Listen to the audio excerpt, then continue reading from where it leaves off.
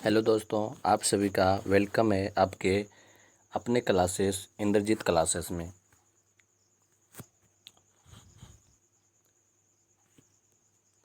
हम सभी देख रहे थे special railway group D science. आज हम सभी सेट नंबर 7 देखने वाले हैं। चलिए ज़्यादा समय ना गंवाते हुए आज का सेशन स्टार्ट करते हैं। हेलोजन समूह में उच्चतम इलेक्ट्रॉन बंधुता वाला तत्व है। हेलोजन समूह में उच्चतम इलेक्ट्रॉन बंधुता वाला तत्व है। Option A chlorine, option B bromine, option C iodine, option D इनमें से कोई नहीं। हेलोजन समूह वर्ग 17 को कहते हैं। ये क्वेश्चन भी कभी कभी पूछ लेते हैं, हेलोजन समूह किस वर्ग को कहा जाता है? वर्ग 17 को। चलिए तो क्वेश्चन है, हेलोजन समूह के में उच्चतम इलेक्ट्रॉन बंधुता वाला तत्व है, तो option number A is the right answer chlorine. चलिए आगे बढ़ते हैं, देखते हैं आज का अगला क्वेश्चन क्या कर रहा है। क्वेश्चन संख्या 2, मुक्त अवस्था में पाए जाने वाले धातु है। क्वेश्चन नंबर 2 है, मुक्त अवस्था में पाई जाने वाली धातु है। ऑप्शन ए चांदी, ऑप्शन बी सोना, ऑप्शन सी पारा, ऑप्शन डी एल्युमिनियम। तो right answer is the option number B सोना। चलिए आगे बढ़ते हैं, देखते हैं अगला क्वेश्चन क्या है। क्वेश्चन नंबर 3 है, जिंक क्लोराइड का आणविक द्रव्यमान होता है। Option A 123, option B 136, option C 137, option D 140। तो option number C is the right answer 137। चलिए आगे बढ़ते हैं। क्वेश्चन संख्या 2, सभी क्वेश्चन भी आई हैं, बहुत ही इम्पोर्टेंट है। सभी क्वेश्चन भी आई हैं, एग्जाम की दृष्टि से काफ़ी इम्पोर्टेंट है। आप लोग 1 से 2 बार जरूर देखिए। आधुनिक आवर्त सारणी में किस समूह के तत्व का बाहरी कक्षा में पूर्ण होता है? एक बार फिर से क्वेश्चन रिपीट कर देते हैं। आधुनिक आवर्त सारणी में किस समूह के तत्वों का बाहरी कक्षा पूर्ण होता है? ऑप्शन ए समूह 15, ऑप्शन बी समूह 14, ऑप्शन सी समूह 17, ऑप्शन डी समूह 18। तो right answer is the option number D समूह 18। चलिए आगे बढ़ते हैं। क्वेश्चन क्या कर रहा है? क्वेश्चन संख्या 5 है। ये भी क्वेश्चन काफ़ी भी आई हैं, बार बार एग्जाम में रिपीट किए जाते हैं। क्वेश्चन देख लेते हैं क्या है। क्वेश्चन नंबर 5 दिया हुआ है, मछलियों के हृदय में कितने कक्षक होते हैं? ऑप्शन ए 2, ऑप्शन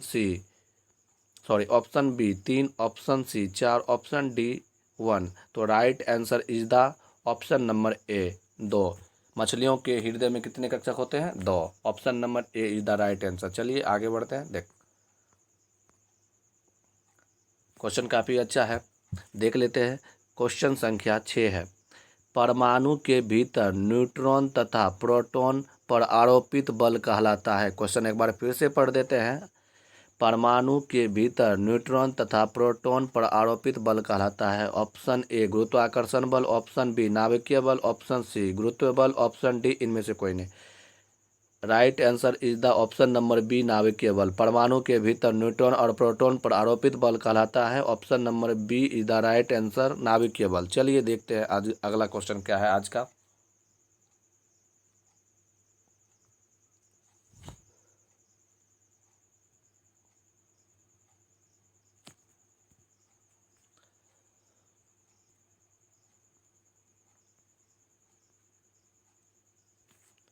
क्वेश्चन संख्या 7 है, अमोनियम क्लोराइड का जलीय विलयन का पीएच मान होता है। अमोनियम क्लोराइड का जलीय विलयन का पीएच मान होता है 1 से कम, ऑप्शन नंबर ए है 1 से कम, ऑप्शन बी 5 से कम, ऑप्शन सी 7 से कम, ऑप्शन डी 6 से कम।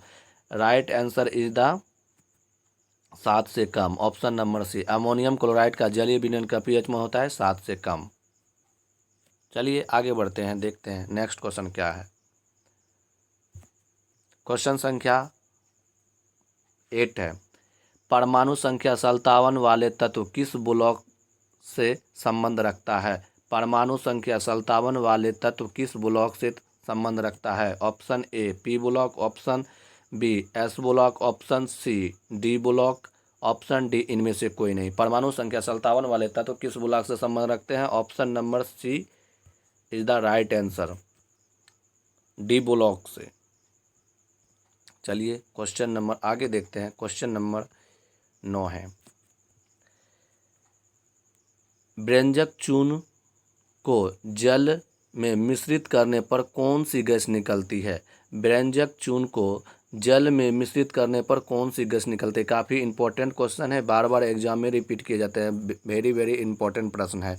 Oxygen gas, nitrogen gas, carbon dioxide gas, chlorine gas. तो व्यंजक चूर्ण को जल में मिश्रित करने पर कौन सी गैस निकलता है? Option number D is the right answer, chlorine gas. अगर सूत्र की बात की जाए तो ऑक्सीजन गैस का सूत्र O2 होता है, नाइट्रोजन गैस का सूत्र N2 होता है और कार्बन डाइऑक्साइड गैस का सूत्र CO2 होता है और क्लोरीन गैस का सूत्र Cl2 होता है। चलिए आगे बढ़ते हैं। आज का क्वेश्चन नंबर 10 है। क्वेश्चन देखिए, ये काफ़ी VVI प्रश्न है, काफ़ी इंपॉर्टेंट है, सभी प्रश्न अच्छे लेवल का प्रश्न है और जो कि एग्जाम में पूछा जाता है, सभी विगत वर्ष में पूछे हुए सभी सवाल है। क्वेश्चन नंबर 10 है, 12 डिग्री सेल्सियस पर जल की भौतिक अवस्था होती है? ऑप्शन ए ठोस, option B gas, option C द्रव, ऑप्शन डी इनमें से कोई नहीं। 12 डिग्री सेल्सियस पर जल की भौतिक अवस्था होती है द्रव के रूप में। Right answer is the option number C, द्रव अवस्था। चलिए आगे बढ़ते हैं। क्वेश्चन संख्या 11 है आज का, गति का पहला समीकरण के बीच संबंध दर्शाता है? गति का पहला समीकरण किसके बीच संबंध दर्शाता है? क्वेश्चन काफ़ी बढ़िया है, ये भी क्वेश्चन VVI प्रश्न है, वेरी वेरी इंपॉर्टेंट है। बल और ऑप्शन नंबर ए बल और त्वरण, ऑप्शन नंबर बी बल और समय, ऑप्शन नंबर सी बल और विस्थापन, option number D. Right answer is the option number C, बल और विस्थापन। गति का पहला समीकरण किसके बीच संबंध दर्शाता है? बल और विस्थापन के बीच। चलिए आगे बढ़ते हैं। आज का नेक्स्ट क्वेश्चन क्या है? क्वेश्चन संख्या 12 है, नाइट्रोजन परमाणु में उपस्थित न्यूट्रॉन की संख्या है? नाइट्रोजन परमाणु में उपस्थित नाइट्रोजन की संख्या है, ये भी क्वेश्चन काफ़ी VVI है, बहुत ही इंपॉर्टेंट ये प्रश्न है। Option A 5, option B 6, option C 7, option D 8। Right answer is the option number C 7। Nitrogen के परमाणु में उपस्थित न्यूट्रॉन की संख्या होती है 7। चलिए आगे बढ़ते हैं, नेक्स्ट क्वेश्चन देखते हैं क्या है।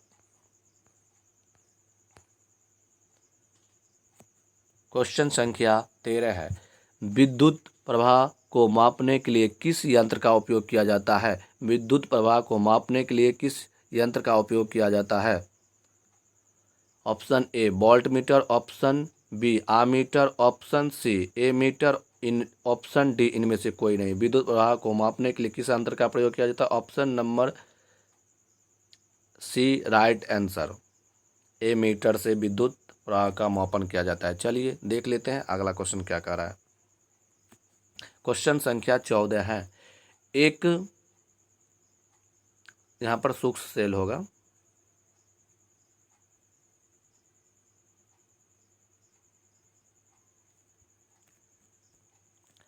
एक सूक्ष्म सेल में ऊर्जा के रूप संग्रहित रहती है? ऑप्शन ए यहाँ पर सूक्ष्म सेल होगा,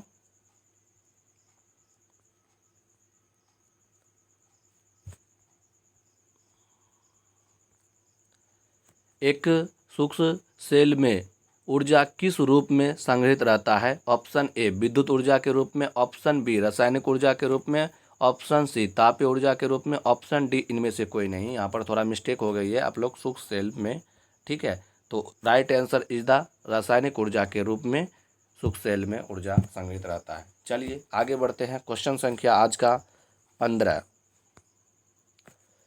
क्वेश्चन संख्या 15 है, निम्न में से कौन सा जोड़ा सही है? देखिए अब देखिए, काफ़ी बार देखे होंगे एग्जाम में, ये क्वेश्चन मिलान करने के लिए दे देता है कौन सा जोड़ा सही है। तो यहाँ पर ऑप्शन ए है फास्फोरस की परमाणु संख्या 15, ऑप्शन बी नाइट्रोजन की परमाणु संख्या 7, ऑप्शन सी। ऑक्सीजन का परमाणु संख्या 8, इनमें से सभी सही हैं।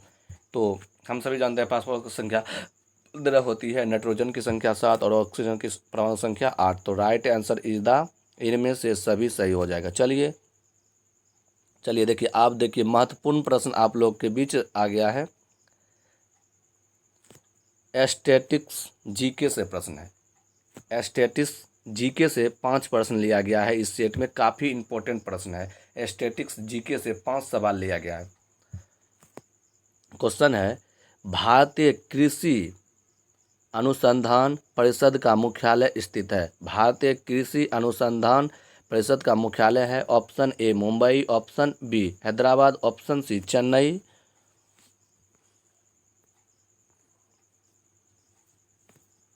Option D New Delhi. Right answer is the option number D, New Delhi. चलिए आगे बढ़ते हैं। आज का क्वेश्चन क्या दिया हुआ है।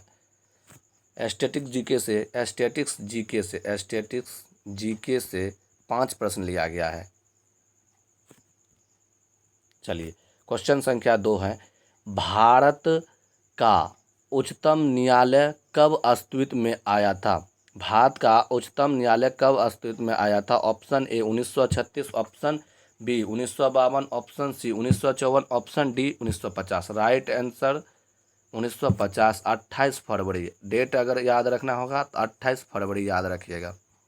28 फरवरी 1950 को उच्चतम न्यायालय अस्तित्व में आया था। चलिए आगे बढ़ते हैं। आज का अगला क्वेश्चन देख लेते हैं क्या है। ये क्वेश्चन काफ़ी इम्पोर्टेंट प्रश्न है, बहुत ही इम्पोर्टेंट है, वीवीआई प्रश्न है। ये सवाल देखिएगा, एग्जाम में ज़रूर किसी न किसी एग्जाम में पूछेगा। कराटे को ओलंपिक खेल में पहली बार कब शामिल किया गया है। कराटे को ओलंपिक खेल में पहली बार कब शामिल किया गया है। हम बताते हैं ये क्वेश्चन काफ़ी वीवीआई है। ये क्वेश्चन आप 1 से 2 बार जरूर पढ़ लीजिएगा। कराटे को किस ओलंपिक खेल में पहली बार शामिल किया गया। Option number A 2015, option B 2016, option C 2018, option D is the right answer 2020। Karate को ओलंपिक खेल में पहली बार कब शामिल किया गया। Option number D is the right answer of 2020। चलिए देख लेते हैं आज का क्वेश्चन अगला का है। क्वेश्चन संख्या एस्थेटिक्स जीके का 4th है। भारत के राष्ट्रपति निर्वाचित होने के लिए न्यूनतम आयु सीमा कितनी होनी चाहिए। क्वेश्चन एक बार फिर से रिपीट कर देते हैं। भारत के राष्ट्रपति निर्वाचित होने के लिए न्यूनतम आयु सीमा कितनी होनी चाहिए। ऑप्शन ए 30 वर्ष, ऑप्शन बी 25 वर्ष, ऑप्शन सी 35 वर्ष, ऑप्शन डी इनमें से कोई नहीं। तो भारत में राष्ट्रपति निर्वाचित होने के लिए न्यूनतम आयु चाहिए 35 वर्ष। Option number C is the right answer. चलिए आज का लास्ट और आखिरी प्रश्न देख लेते हैं क्या दिया हुआ है।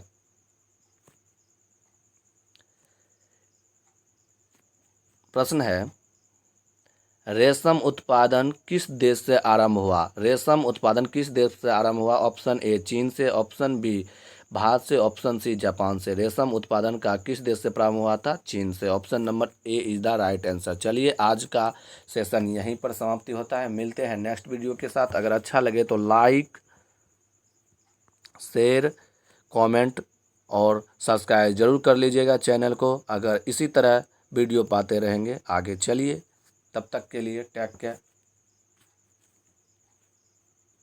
मिलते हैं नेक्स्ट वीडियो के साथ।